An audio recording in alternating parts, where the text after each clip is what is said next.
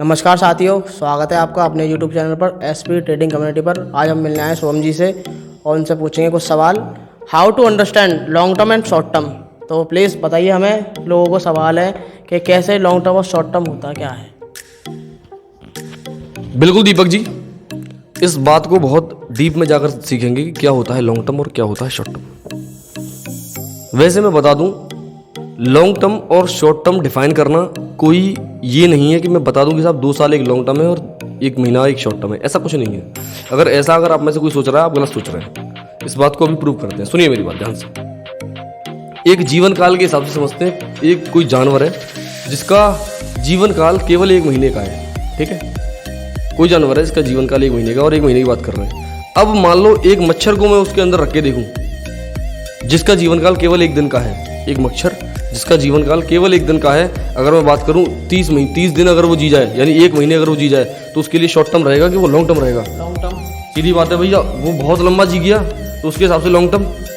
और यहीं पे एक बंदा, एक नॉर्मल व्यक्ति जो कि नॉर्मली कम से कम 70 से 80 साल जीता है, अगर वो केवल 1 महीने जी रहा है तो उसके लिए वो लॉन्ग टर्म रहेगा कि शॉर्ट टर्म रहेगा? शॉर्ट टर्म रहेगा उसके लिए शॉर्ट टर्म रहेगा। यानी कि same time frame, same time 2 अलग अलग व्यक्तियों के लिए अलग अलग हो जाता है।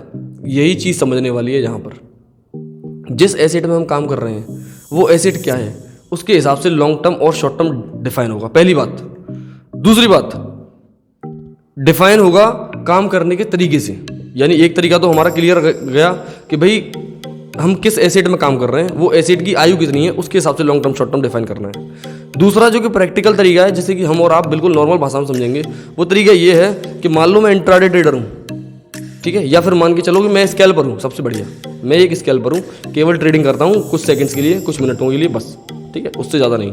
और अगर मैं किसी ट्रेड को 1 हफ्ते के लिए होल्ड करता हूँ तो वो मेरे लिए लॉन्ग टर्म रहेगा कि शॉर्ट टर्म रहेगा सर? अगर नॉर्मली देखा जाएगा तो वो तो मेरे लिए लॉन्ग टर्म रहेगा ना।